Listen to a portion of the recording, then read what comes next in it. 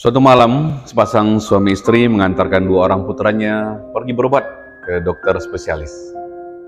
Karena pasien sang dokter banyak, baru bisa bertemu dengan sang dokter. Setelah menebus resep di apotik, kemudian sepasang suami istri membawa anaknya pulang kembali ke rumah. Jarak yang harus mereka tempuh lebih kurang 83 km. Malam itu hujan gerimis dan jalan licin. Sembari makan malam di sebuah restoran, sang suami bilang sama driver agar berhati-hati karena sepertinya cuaca sedang tidak bersahabat. Perjalanan dilanjutkan. Awalnya perjalanan dengan kendaraan minibus ini terasa sangat nyaman. Sampai akhirnya sepasang suami istri bersama kedua putranya terlelap dalam tidurnya di dalam mobil. Namun menjelang pukul 24.00 sebuah tragedi terjadi. Mobil minibus melaju dengan kecepatan tinggi dan tanpa sang driver menyadari, mobil melintasi genangan air yang cukup dalam dan hal ini membuat mobil tidak bisa dikendalikan. Karena kaget, sang driver banting setir ke kanan dan membuat mobil langsung terbalik. Detik-detik mobil terbalik, sang suami terbangun dan berteriak, "Allahu Akbar, la ilaha illallah." Dalam pikiran sang suami, bahwa itulah detik-detik dia akan berhadapan dengan kematian.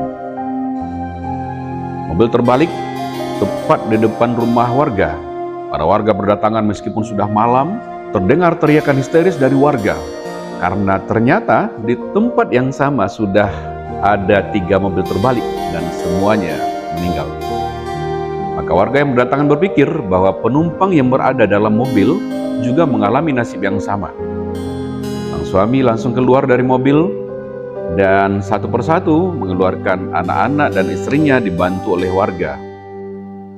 Melihat suami istri dan anak-anak serta driver keluar dari mobil dalam keadaan sehat-sehat, warga tercengang.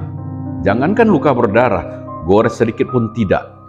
Sang suami memeluk anak-anak dan istrinya sembari berucap, "Anak-anakku, Allah selamatkan kita. Ucapkan alhamdulillah nak," ujar sang suami dengan suara bergetar sambil membayangkan peristiwa apa yang terjadi sebelum mobil ini terbalik.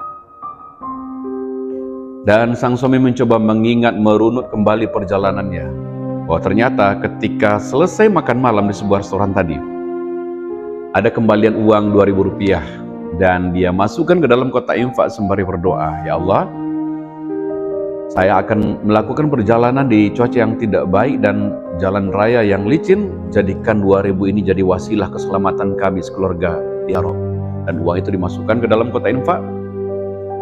Kawan-kawan, benar yang Rasulullah sampaikan dalam hadis riwayat At-Tabrani, bahwa bersegeralah bersedekah, sebab bala bencana tidak pernah bisa mendahului sedekah. Belilah semua kesulitanmu dengan sedekah. Semoga menginspirasi.